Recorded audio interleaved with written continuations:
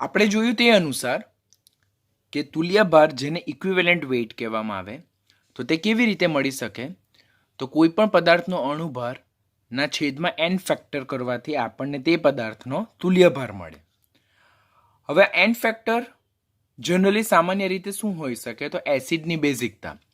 એસિડની બેઝિકતા જે પ્રીવિયસ લેક્ચરમાં આપણે બહુ ડિટેલમાં શીખ્યા કે કોઈ પણ એસિડના એક અણુમાંથી છૂટા પડતા H+ની સંખ્યા ઓર મુક્ત થતા H+ની સંખ્યા ઓર રિલીઝ થતા H+ની સંખ્યા, જેમ કે HCl, HNO3 અને H3PO2 માંથી એક H+ છૂટો પડે તો એની બેઝિકતા કેટલી થાય? 1 થાય. H2SO4 જેને સલ્ફ્યુરિક એસિડ કહેવાય અને H3PO3 જેને ફોસ્ફરસ એસિડ કહેવામાં આવે, પાયરોફોસ્ફરસ એસિડ, તો તેને ઓર્થોફોસ્ફરસ એસિડ તો તેની બેઝિકતા 2 કહેવાય. જ્યારે ઓર્થોફોસ્ફોરિક એસિડ ઓર જેને જ ફોસ્ફોરિક એસિડ કહેવાય તો તેમાંથી 3 H+ મુક્ત થાય, માટે એની બેઝિકતા કેટલી થાય? 3 થાય. તો એસિડની બેઝિકતા એટલે કોઈ પણ એસિડના એક અણુમાંથી મુક્ત થતા H+ની સંખ્યા. તેવી જ રીતે આ n ફેક્ટર બેઝ માટે શું લઈ શકાય તો બેઝની એસિડિકતા એટલે શું તો બેઝના એક અણુમાંથી મુક્ત થતા છૂટા પડતા રિલીઝ પામતા OH- ની સંખ્યા. જેમ કે સોડિયમ હાઇડ્રોક્સાઇડ અને પોટેશિયમ હાઇડ્રોક્સાઇડ એટલે કે સમૂહ 1ના હાઇડ્રોક્સાઇડ માટે બેઝની એસિડિકતા કેટલી થાય? 1 થાય, બીકોઝ તેમના એક અણુમાંથી એક OH- મુક્ત થાય છે. પછી કેલ્શિયમ હાઇડ્રોક્સાઇડ અને બેરિયમ હાઇડ્રોક્સાઇડની એસિડિકતા કેટલી થાય? 2, એટલે સમૂહ 2ના જે હાઇડ્રોક્સાઇડ છે તેમના એક અણુમાંથી 2 OH- મુક્ત થાય, માટે એની બેઝ એસિડિકતા 2 થાય. જ્યારે એલ્યુમિનિયમ હાઇડ્રોક્સાઇડમાંથી 3 OH- મુક્ત થાય, માટે એની બેઝિકતા કેટલી થાય? એસિડિકતા કેટલી થાય? 3 થાય.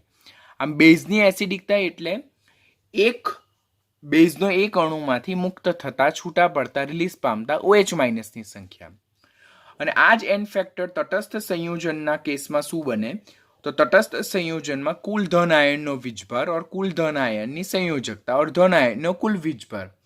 જેમ કે આપણી પાસે એલ્યુમિનિયમ ક્લોરાઇડ છે તો તેમાં કુલ ધન આયનનો વીજભાર કેટલો થાય તો 3 થાય. તો ત્યારે તેનો n ફેક્ટર કેટલો થાય? 3 થાય. કેલ્શિયમ સલ્ફેટનો જે n ફેક્ટર છે તે 2 થાય, બીકોઝ અંદર કુલ ધન વીજભાર Ca+2 છે. પછી સોડિયમ હાઇડ્રોક્સાઇડ માટે સોડિયમ હાઇડ્રોક્સાઇડ કરતાં અહીંયા આપણે લઈએ સોડિયમ ક્લોરાઇડ તો તેનો n ફેક્ટર કેટલો થાય? 1 થાય, બીકોઝ એમાં કુલ ધન આયન Na+ છે. એલ્યુમિનિયમ સલ્ફેટ તો તેમાં 2Al+3 એટલે કુલ ધન વીજભાર કેટલો થાય? 6, તો એનો n ફેક્ટર 3 થાય. સોડિયમ ફોસ્ફેટ તેમાં 3Na+, તો કુલ ધન વીજભાર કેટલો થાય? 3, તો n ફેક્ટર કેટલો થાય? 3 થાય. આમ તટસ્થ સંયોજનો એટલે કે સોલ્ટમાં n ફેક્ટર શું બને તો તેમાં રહેલા કુલ ધન આયનનો વીજભાર ઓર કુલ ધન વીજભાર એ તેનો n ફેક્ટર બને. તો આ આપણે તુલ્યભાર વિશે ઓલરેડી બહુ ડિટેલમાં શીખ્યા. તો તુલ્યભાર કેવી રીતે મળી શકે તો તુલ્યભાર એ કોઈ પણ પદાર્થના અણુભારને તેના n ફેક્ટર વડે ડિવાઈડ કરવાથી તે પદાર્થનો તુલ્યભાર મળે છે. બરાબર? જ્યાં n ફેક્ટર એટલે એસિડની બેઝિકતા, એટલે એસિડના એક અણુમાંથી છૂટા પડતા H+ની સંખ્યા. n ફેક્ટર બેઝ માટે બેઝની એસિડિકતા, એટલે બેઝના એક અણુમાંથી છૂટા પડતા OH- ની સંખ્યા. અને n ફેક્ટર એ તટસ્થ સંયોજનમાં રહેલા કુલ ધન આયનનો વીજભાર, બરાબર, ઓર કુલ ઋણ આયનનો વીજભાર, તે તટસ્થ સંયોજન માટેનો n ફેક્ટર થાય. હવે કોઈ પણ પદાર્થનો જો આપણે અણુભાર જાણતા હોઈએ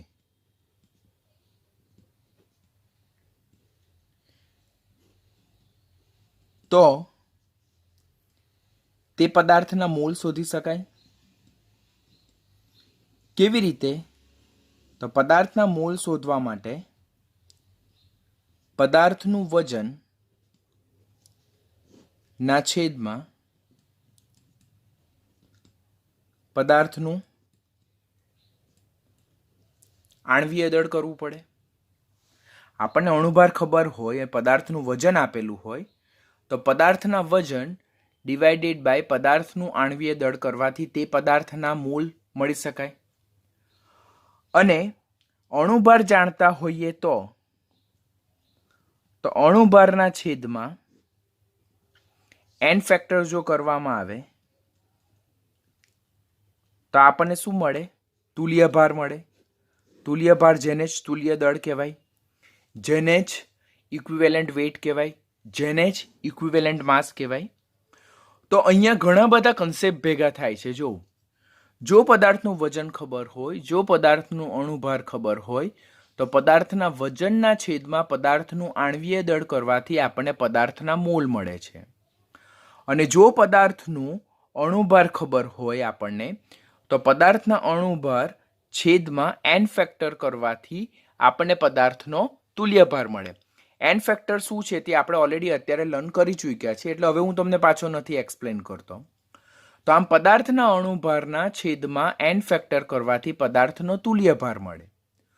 વધુમાં જો પદાર્થનું વજન જાણતા હોઈએ અને પદાર્થનું તુલ્યભાર ખબર હોય, તો પદાર્થનું વજન છેદમાં પદાર્થનો તુલ્યભાર ઓર તુલ્ય દળ કરવામાં જો આવે, તો તે પદાર્થના આપણને શું મળે છે? તે પદાર્થના આપણને ગ્રામ તુલ્યાંક મળે છે. જો વેરી ઇમ્પોર્ટન્ટ કન્સેપ્ટ. પદાર્થનું વજન કરવા, પદાર્થનું વજન જાણતા હોય, પદાર્થનું આણ્વીય દળ જાણતા હોય, તો પદાર્થના વજન છેદમાં પદાર્થનું આણ્વીય દળ કરવાથી પદાર્થના મોલ મળે. પદાર્થનો અણુભાર ખબર હોય તો અણુભારના છેદમાં એન ફેક્ટર કરવાથી પદાર્થનો તુલ્યભાર મળે.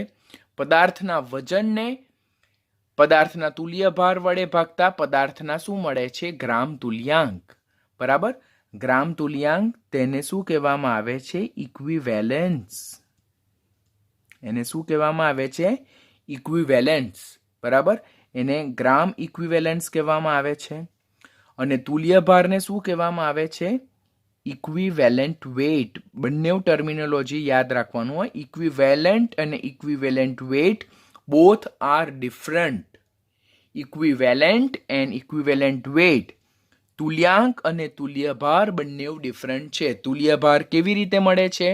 અણુભારના છેદમાં એન કરવાથી આપણને જે તે પદાર્થનો તુલ્યભાર મળે, અને પદાર્થના વજનના છેદમાં પદાર્થનો તુલ્યભાર કરવાથી જે તે પદાર્થના આપણને ગ્રામ તુલ્યાંક મળે.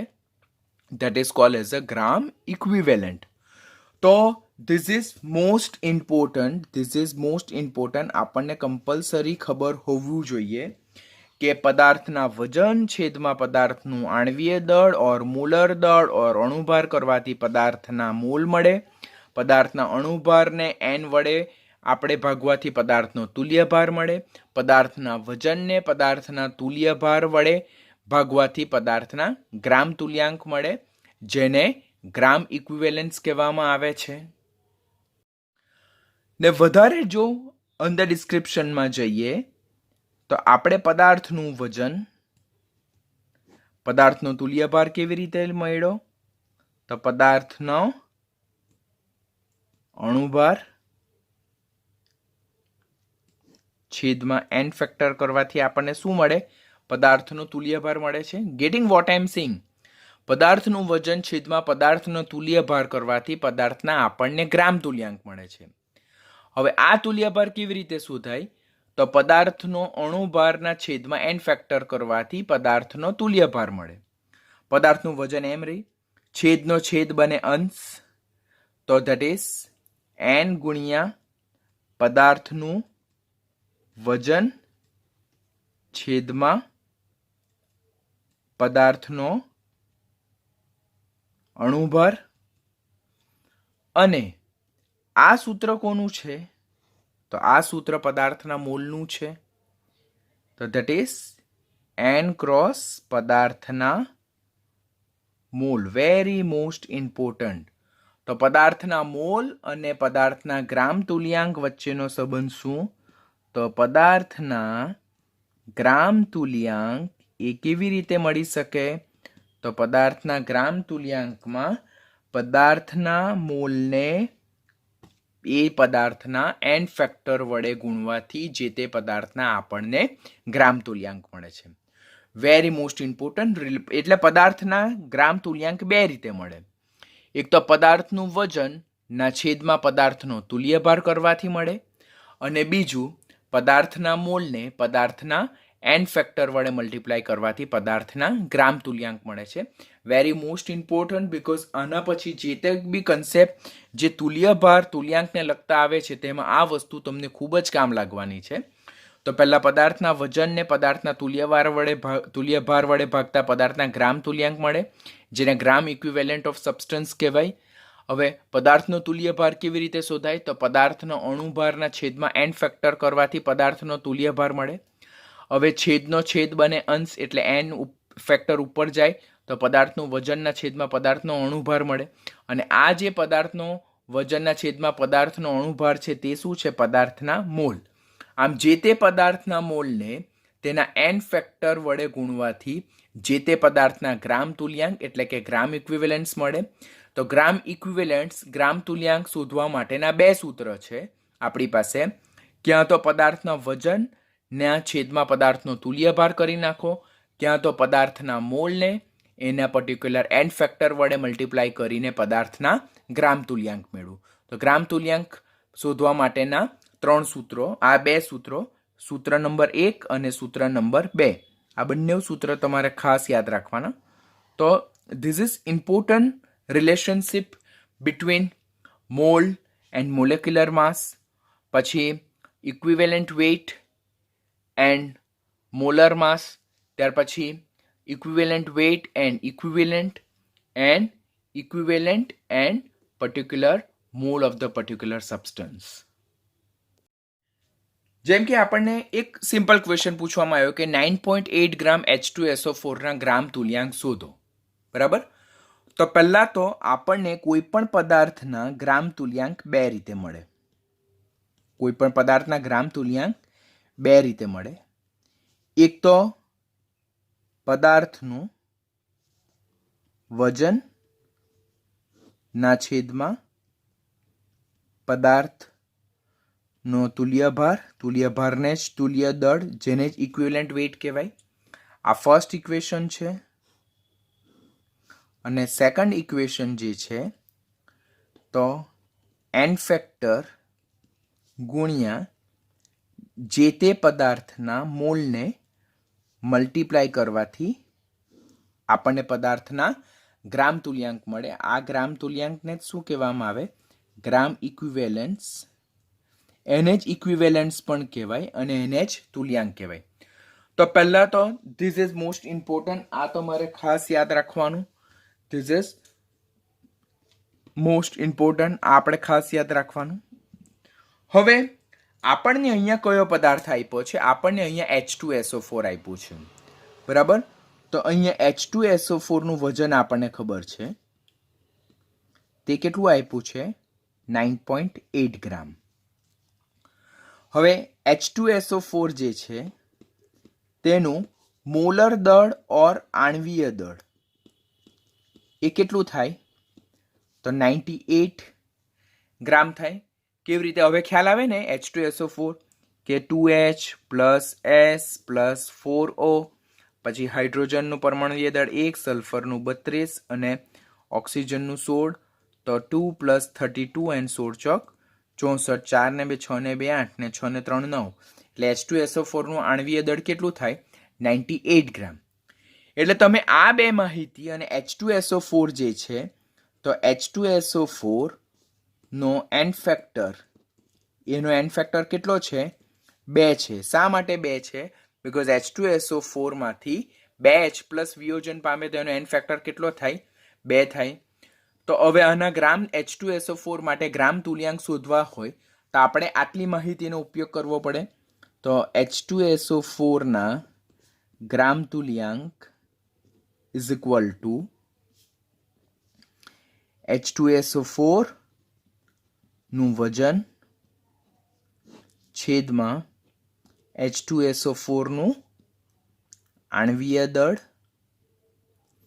છેદમાં H2SO4 નો એન ફેક્ટર. બરાબર છે? આટલી વસ્તુ કરવાનું. ઓર આપણે બીજું શું કરી શકીએ?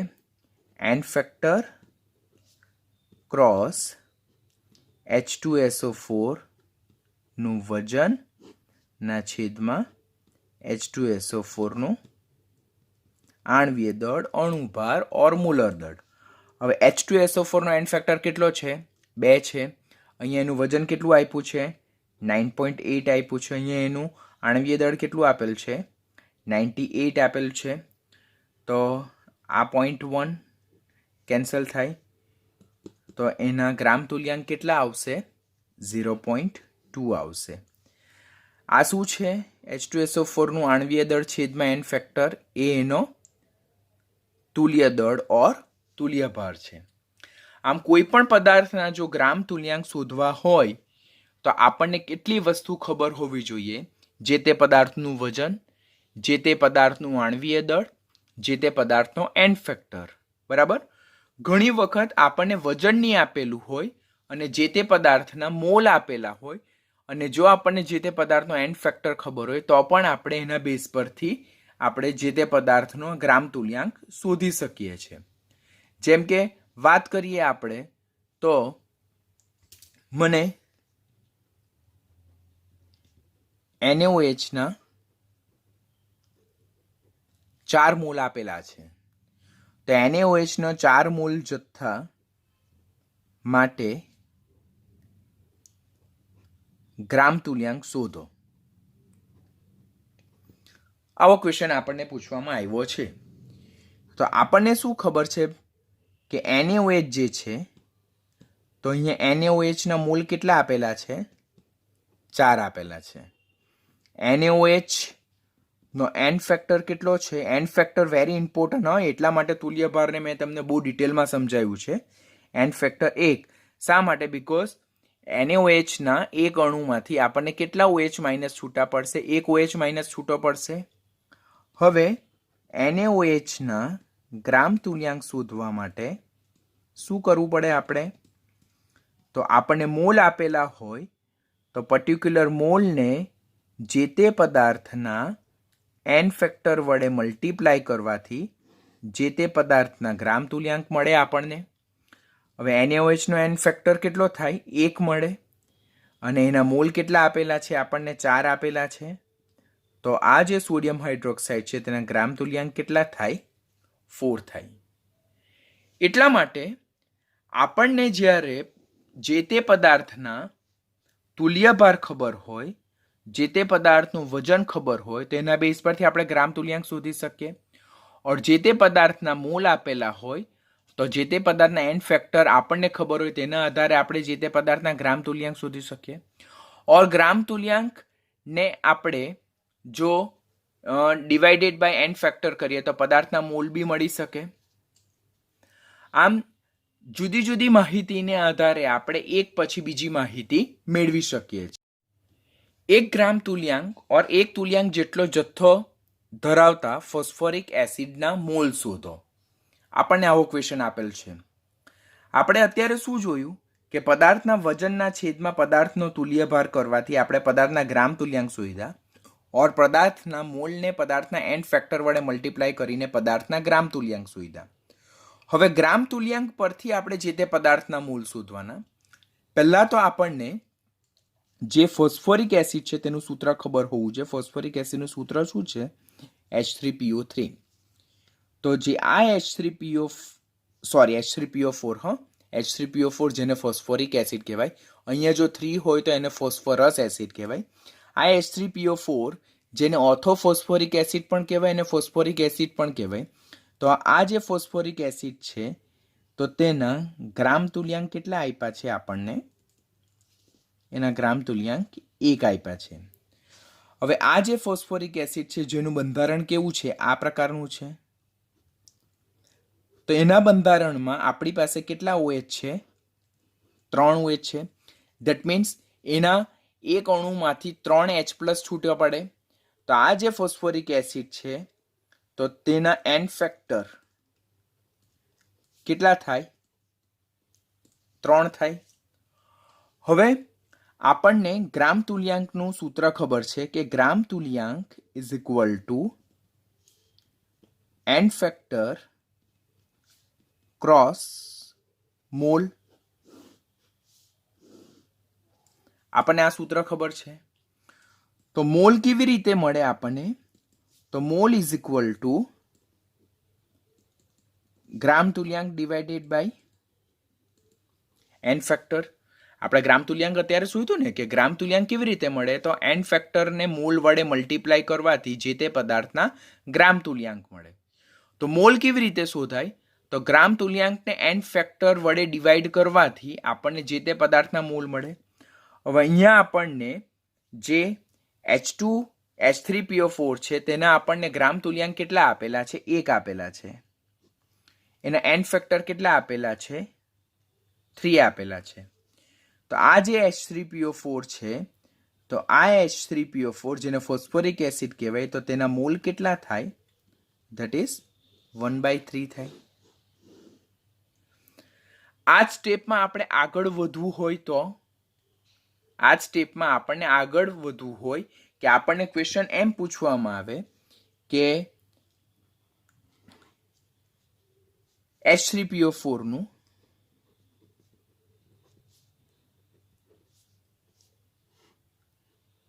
વજન કેટલું થાય. તો આપણે આ જ માહિતીનો ઉપયોગ કરીને પહેલા તો H3PO4 ના મોલ શોધ્યા. હવે H3PO4 ના mall is equal two H3PO4 નું વજન છેદમાં તેનો અણુભાર કરવાનો. માટે જો વજન શોધવું હોય તો મોલ ગુણ્યા અણુભાર કરવાનો. આપણને અહીંયાથી મોલ એના મળ્યા કેટલા, 1/3 ગુણ્યા અણુભાર કરવો છે. તો આપણી પાસે H3PO4 છે, તેમાં 3 હાઇડ્રોજન છે, એક આપણી પાસે ફોસ્ફરસ છે અને આપણી પાસે 4 ઓક્સિજન છે. હાઇડ્રોજનનું પરમાણુય દળ 1, ફોસ્ફરસનું પરમાણુય દળ 31 અને ઓક્સિજનનું 16. તો 3 + 3 1 and 16 64. 31 ને 3 34 વત્તા 64, એટલે જો જોઈએ આપણે તો 4 ને 4 8 ને 6 ને 3 9, એટલે 98 એનો અણુભાર થાય. તો આનું વજન કેટલું થાય, 98/3 ગ્રામ થાય. તો આ રીતે આપણને જો ગ્રામ તુલ્યાંક આપેલું હોય, એ પર્ટિક્યુલર પદાર્થનું એન ફેક્ટર ખબર હોય તો જે તે પદાર્થના મોલ મેળવી શકાય. ઇવન ગ્રામ તુલ્યાંક અને એન ફેક્ટર ખબર હોય અને પદાર્થનું અણુભાર ખબર હોય તો એના બેઝ પરથી આપણે જે તે પદાર્થનું વજન પણ શોધી શકીએ છીએ. તો અહીંયા મેં પહેલા તમને પદાર્થના મોલ શોધતા શીખવ્યા, ત્યાર પછી પદાર્થનો તુલ્યભાર શોધતા શીખવ્યો, તુલ્યભાર પદાર્થથી પદાર્થના તુલ્યાંક શોધતા શીખવ્યું. તુલ્યાંક માટેના 2 સૂત્રો આપ્યા કે જે તે પદાર્થનું વજનને જે તે પદાર્થના તુલ્યભાર વડે ભાગવાથી જે તે પદાર્થના તુલ્યાંક મળે, और જે તે પદાર્થના એન ફેક્ટરને જે તે પદાર્થના મોલ વડે ગુણવાથી પદાર્થના તુલ્યાંક મળે. અને એવી જ રીતે પદાર્થના તુલ્યાંક જે આપ્યા તો એ તુલ્યાંકને એન ફેક્ટર વડે ભાગવાથી જે તે પદાર્થના મોલ મળે ને એના બેઝ પરથી આપણને પદાર્થના વજનની ગણતરી શીખવી. હું અહીંયા તમને એક ઉદાહરણ આપું છું. આટલા જે 4 ઉદાહરણ આપ્યા, પહેલા ઉદાહરણમાં આપણે ગ્રામ તુલ્યાંક શોધ્યા, પછી મોલ એટલે કે વજન પરથી ગ્રામ તુલ્યાંક શોધ્યા, પછી બીજા ઉદાહરણમાં આપણે મોલ પરથી ગ્રામ તુલ્યાંક શોધ્યા, ત્રીજા ઉદાહરણમાં આપણે ગ્રામ તુલ્યાંક પરથી પદાર્થના મોલ શોધ્યા અને ચોથા ઉદાહરણમાં આપણે જે તે પદાર્થનું વજન ગ્રામમાં શોધ્યું. તો આ 4 એ સેમ્પલ ક્વેશ્ચન છે. આ ક્વેશ્ચનને તમારે તમારા માઇન્ડમાં ગણતરીમાં એકદમ પરફેક્ટલી ફિટ કરવાના ને એના બેઝ પરથી ઘણા બધા સૂત્રો આવશે, ઘણા બધા દાખલા ગણવામાં આવશે. તો એ સૂત્ર તમારા માઇન્ડમાં કમ્પલસરી ફિટ રાખજો. તમારે કમ્પલસરી આ વસ્તુ યાદ રાખવાનું છે, આ સૂત્ર તમારે યાદ રાખવાનું છે. તો આપણને અણુભાર પરથી તુલ્યભાર કેવી રીતે શોધાય અને એ તુલ્યભાર પરથી તુલ્યાંક કેવી રીતે શોધાય, તો તે આપણને માહિતી મળી ગઈ. તો હવે આ તુલ્યાંક પરથી નોર્માલિટી કેવી રીતે શોધાય તેના વિશે લર્ન કરીએ. તો will start the new topic, normality, જેને સપ્રમાણતા કહેવામાં આવે અને જેનો એકમ જે છે, સિમ્બોલ જે છે, તો તે કેપિટલ N છે. પહેલાં તો નોર્માલિટીની વ્યાખ્યા શું છે, તો 1 લિટર દ્રાવણમાં આપણી પાસે દ્રાવણ કેટલું છે, 1 લિટર છે. તો 1 લિટર દ્રાવણમાં ઓગળેલા દ્રાવ્ય પદાર્થના ગ્રામ તુલ્યાંક જેટલા જથ્થાને તે દ્રાવણની નોર્માલિટી એટલે કે સપ્રમાણતા કહે છે. પહેલાં તો વ્યાખ્યા આપણને ખ્યાલ હોવી જોઈએ કે દ્રાવણનું કદ કેટલું? 1 લીટર. તો 1 લીટર દ્રાવણમાં ઓગળેલા દ્રાવ્ય પદાર્થના ગ્રામ તુલ્યાંક જેટલા જથ્થાને તે દ્રાવણની નોર્માલિટી એટલે કે સપ્રમાણતા કહે છે. એટલે કે number of gram ઇક્વિવેલેન્ટ્સ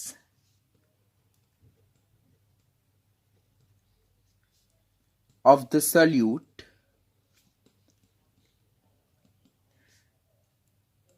which is present in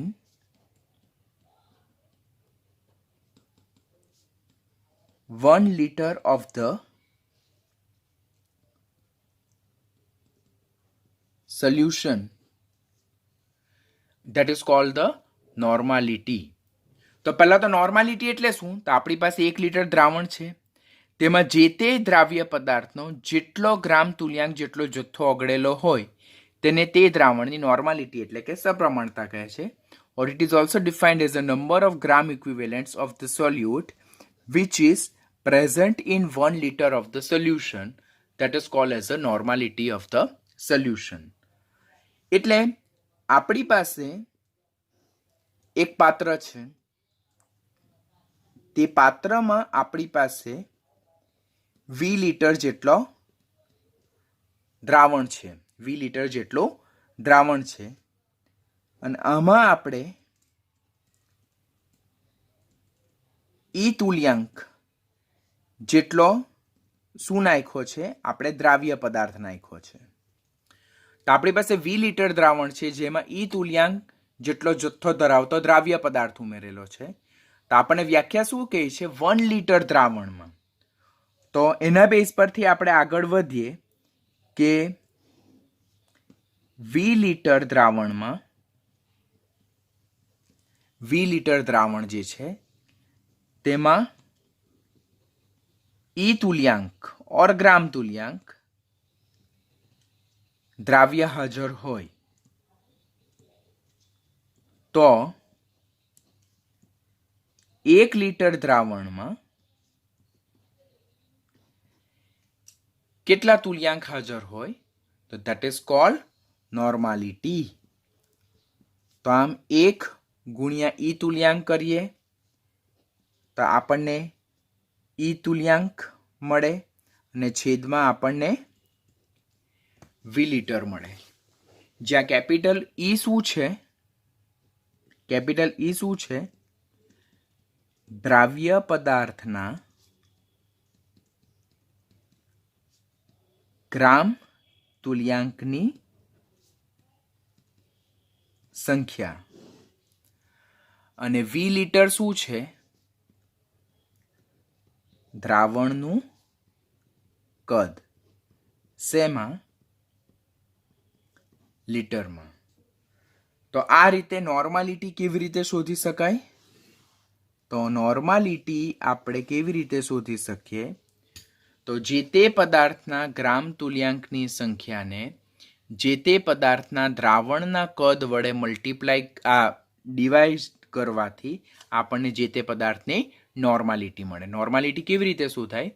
આપણને જે તે પદાર્થના ગ્રામ તુલ્યાંક ખબર હોય, જે તે દ્રાવણનું કદ આપણને ખબર હોય, તો પદાર્થના ગ્રામ તુલ્યાંક ડિવાઈડ બાય દ્રાવણનું કદ કરવાથી આપણને દ્રાવણની નોર્માલિટી મળે. નોર્માલિટી જ્યાં ઈ શું છે? ઇક્વિવેલન્ટ્સ, જેને ગ્રામ ઇક્વિવેલન્ટ્સ પણ કહેવાય, તુલ્યાંક પણ કહેવાય, ગ્રામ તુલ્યાંક પણ કહેવાય, અને 20 લીટર શું છે? એ દ્રાવણનું કદ લીટરમાં છે. હવે આગળ જો વધીએ તો આપણને અત્યારે જ ગ્રામ તુલ્યાંક શોધતા શીખ્યા કે દ્રાવ્ય પદાર્થના ગ્રામ તુલ્યાંક જેને જ આપણે શું કહીએ છીએ? ગ્રામ ઇક્વિવેલન્ટ. એ કેવી રીતે શોધાય? તો દ્રાવ્ય પદાર્થનું દળ એટલે કે વજન, જેને આપણે W2 ગ્રામ કહીએ, ડિવાઇડેડ બાય દ્રાવ્ય પદાર્થનું તુલ્ય દળ, જેને ઇક્વિવેલન્ટ વેટ 2 કહીએ છીએ. અને તુલ્ય દળ કેવી રીતે મળે? તો તુલ્ય દળ એ દ્રાવ્યનું આણ્વીય દળ ડિવાઇડેડ બાય એન ફેક્ટર કરવાથી મળે. આમ જે તે પદાર્થના આણ્વીય દળને એન ફેક્ટર વડે ડિવાઈડ કરવાથી જે તે પદાર્થનું તુલ્ય દળ મળે, અને જે તે પદાર્થના દળને જે તે પદાર્થના તુલ્ય દળ વડે ભાગતા જે તે પદાર્થના ગ્રામ તુલ્યાંક મળે, અને જે તે પદાર્થના ગ્રામ તુલ્યાંકને જે તે દ્રાવણના કદ વડે ભાગવાથી જે તે પદાર્થની નોર્માલિટી મળે. તો આ જ વસ્તુ પરથી આ જે ઈ તુલ્યાંક જે છે તો તે આ રીતે મળે. તો હવે સૂત્રમાં આપણે આ ઈ જે છે તેની વેલ્યુ મૂકીએ. તો ઈ ક્રોસ વી લીટર. તો ઈ કેવી રીતે મળે?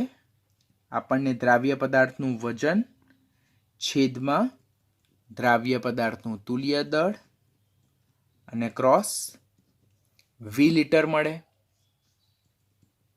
દ્રાવ્ય પદાર્થનું વજન છેદમાં દ્રાવ્ય પદાર્થનું તુલ્ય દળ, અને આ વી લીટર જે છે that is VmL divided by 1000. આ ખાસ યાદ રાખવાનું તમારે કે V litre is equal to VmL divided by 1000. આમાં તમને હંમેશા કન્ફ્યુઝન હોય, you have to remember.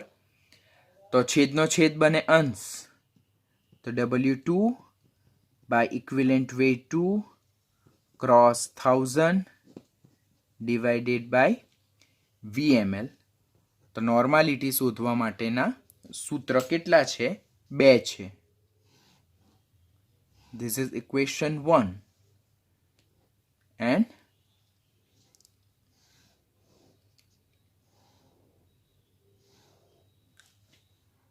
this is equation 1, this is equation 2, this is equation 3. કે જો પદાર્થના તમને તુલ્યાંક ખબર હોય તો તુલ્યાંકને વી લીટર વડે ભાગો, જ્યાં વી લીટર શું છે? દ્રાવણનું કદ છે. તો એના બેઝ પરથી પદાર્થની એટલે કે દ્રાવણની નોર્માલિટી મળે. ઓર પદાર્થ તુલ્યાંક એટલે કે પદાર્થનું વજન છેદમાં તુલ્ય દળ ગુણ્યા 1/v લીટર કરવાથી પણ નોર્માલિટી મળે.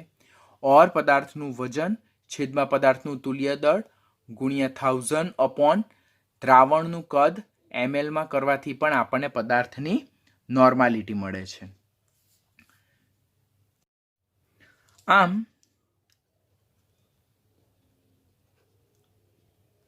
નોર્માલિટી જે છે, જેને સપ્રમાણતા કહેવાય, તેને 2 ઇક્વેશન દ્વારા શોધી શકાય. W2 divided by equivalent weight 2 into 1/v liter. This is equation number 1. Or W2 divided by equivalent weight 2 into 1000 upon VmL. આ રીતે નોર્માલિટી શોધાય. જ્યાં W2 શું છે? તે દ્રાવ્ય પદાર્થનું વજન ગ્રામમાં. ઇક્વિવેલન્ટ વેટ 2 શું છે? દ્રાવ્ય પદાર્થનું તુલ્ય દળ. વી લીટર શું છે? દ્રાવણનું કદ લીટરમાં. VmL શું છે? દ્રાવણનું કદ mlમાં. આના બેઝ પરથી જો નોર્માલિટીનો એકમ ડિરાઈવ કરવો હોય તો આને આપણે શું કહીએ છીએ? તુલ્યાંક કહીએ. વેટ અપોન ઇક્વિવેલન્ટ વેટ તેને શું કહીએ છીએ આપણે? તુલ્યાંક. ને આને શું કહીએ છીએ? લીટર. એટલે નોર્માલિટીનો પહેલો એકમ શું થાય? તુલ્યાંક ડિવાઇડેડ બાય લીટર, ઓર એને જ તુલ્યાંક લીટર ઇન્વર્સ કહીએ. એને જ આપણે ઇક્વિવેલેન્સ ડિવાઇડેડ બાય लीटर और એને જ આપણે ઇક્વિવેલેન્સ लीटर इनवर्स कहिए।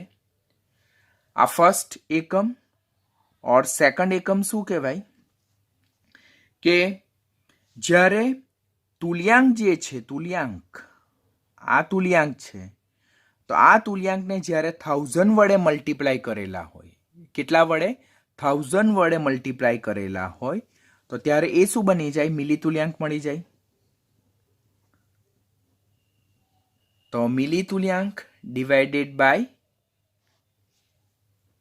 ml और એને જ આપણે મિલી ઇક્વિવેલેન્સ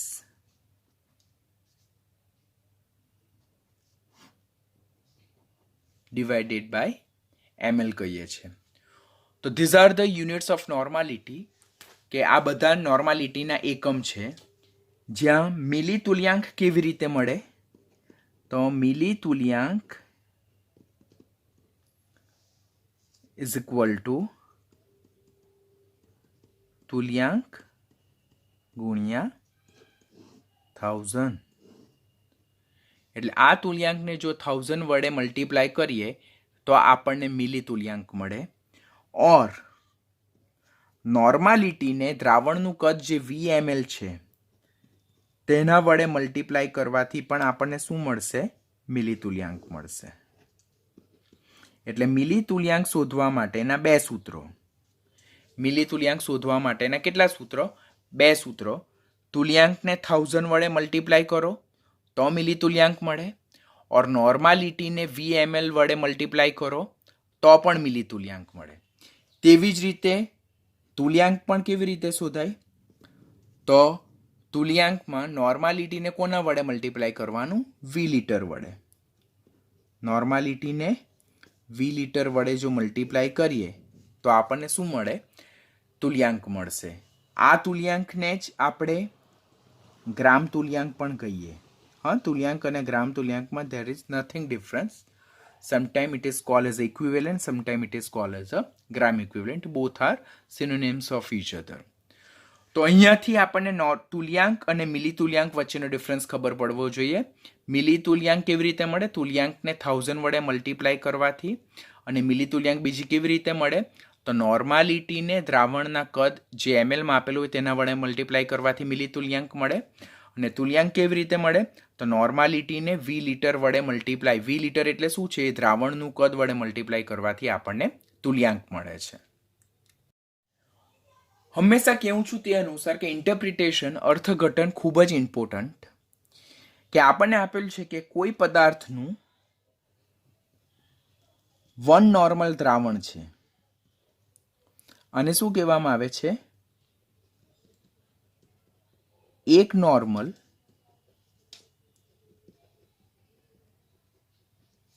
और वन नॉर्मल द्रावण। तो આનું ઇન્ટરપ્રિટેશન શું થાય? આનું ઇન્ટરપ્રિટેશન શું થાય કે 1 ગ્રામ તુલ્યાંક જેટલો દ્રાવ્ય પદાર્થ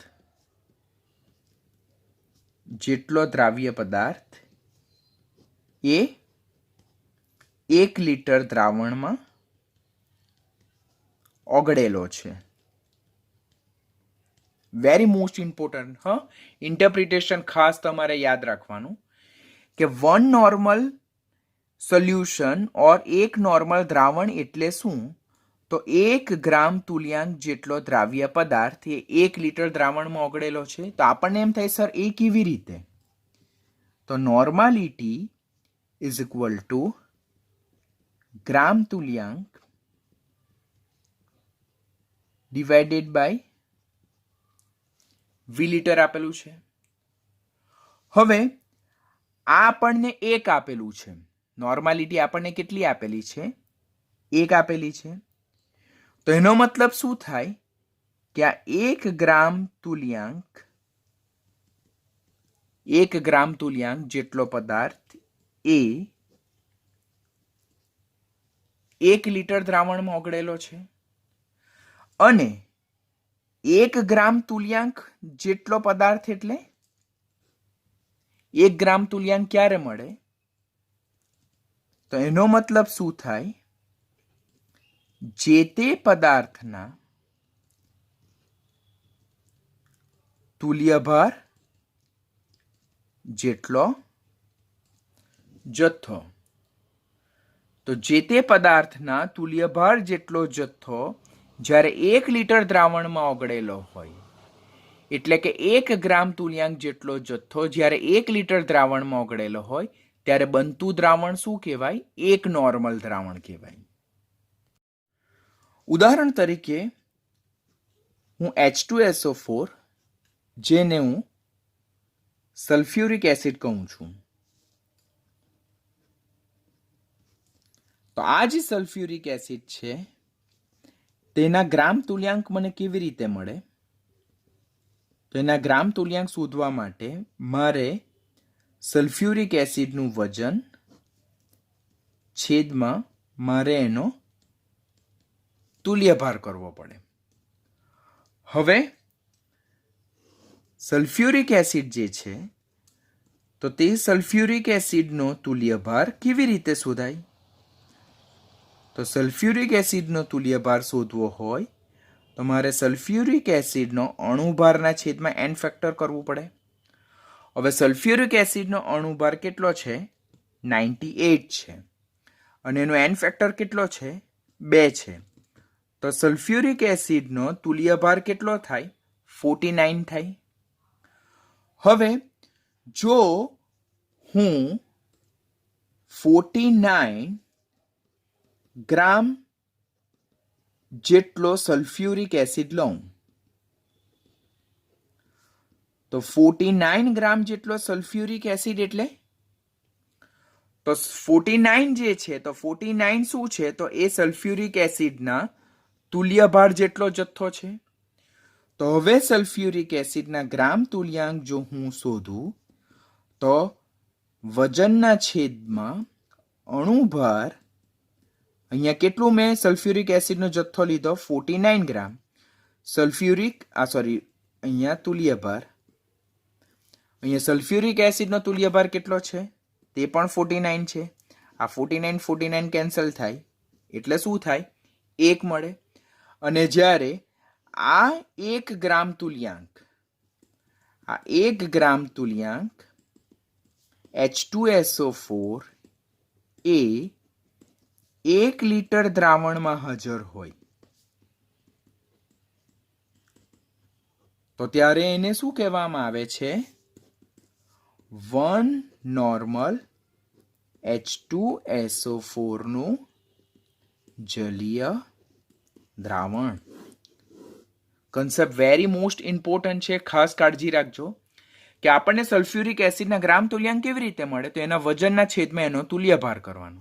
સલ્ફ્યુરિક એસિડનો તુલ્યભાર કેવી રીતે શોધાય? તો અણુભારના છેદમાં n કરવાનું. સલ્ફ્યુરિક એસિડનો અણુભાર કેટલો છે? 98. એનો n ફેક્ટર કેટલો છે? 2. શા માટે? તો સલ્ફ્યુરિક એસિડના એક અણુમાંથી 2 H+ છૂટા મળે. આમ સલ્ફ્યુરિક એસિડનો તુલ્યભાર 49 થાય. તો સલ્ફ્યુરિક એસિડનો તુલ્યભાર જે 49 છે તેટલો જો સલ્ફ્યુરિક એસિડનો વજન લેવામાં આવે, બરાબર? એટલે કોઈ પણ પદાર્થના તુલ્યભાર જેટલું પદાર્થનું જો વજન લેવામાં આવે તો એ પદાર્થના ગ્રામ તુલ્યાંક કેટલા મળે? 1 મળે. અને 1 ગ્રામ તુલ્યાંક એટલે કે પદાર્થના તુલ્યભાર જેટલું વજન ગ્રામમાં ને જો 1 લીટર દ્રાવણમાં હાજર હોય તો જે તે પદાર્થનું એક નોર્મલ H2 એક નોર્મલ દ્રાવણ મળે. આમ કોઈ પણ પદાર્થનું એક નોર્મલ દ્રાવણ એટલે શું? તો જે તે પદાર્થનો 1 ગ્રામ તુલ્યાંક જેટલો જથ્થો 1 લીટર દ્રાવણમાં હાજર હોય. અને કોઈ પણ પદાર્થના 1 ગ્રામ તુલ્યાંક જેટલો જથ્થો ક્યારે મળે? કે જે તે પદાર્થના તુલ્યભાર જેટલો જથ્થો, કે જેમ કે સલ્ફ્યુરિક એસિડનો તુલ્યભાર 49 છે તો એનું વજન જો હું 49 લઉં તો એ 1 ગ્રામ તુલ્યાંક આપે. અને 1 ગ્રામ તુલ્યાંક 1 લીટર દ્રાવણમાં હાજર હોય તો એ એક નોર્મલ H2SO4 આપે. આવી જ રીતે જો આપણે બીજું અર્થઘટન કરીએ કે X નોર્મલ દ્રાવણ આપ્યું છે મને, તો X નોર્મલ દ્રાવણનું અર્થઘટન શું થાય?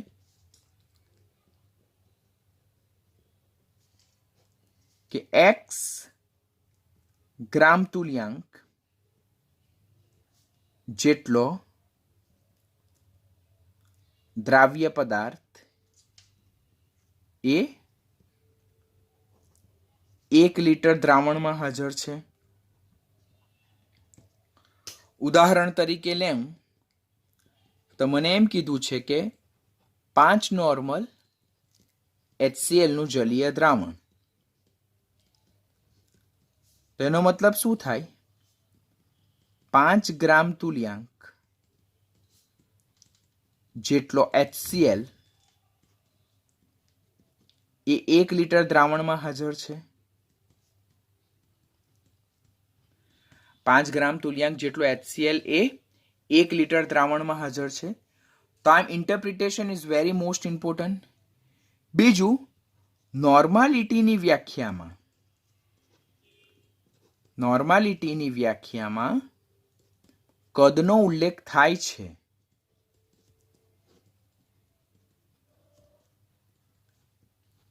માટે નોર્માલિટી એ તાપમાન પર આધારિત સાંદ્રતાનો એકમ છે.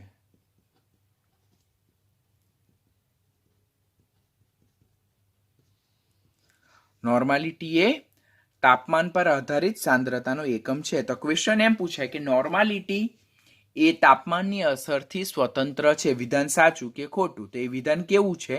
ખોટું છે. નોર્માલિટી એ તાપમાનની અસરથી સ્વતંત્ર છે. એ વિધાન સાચું કે ખોટું? તો એ ખોટું છે. શા માટે?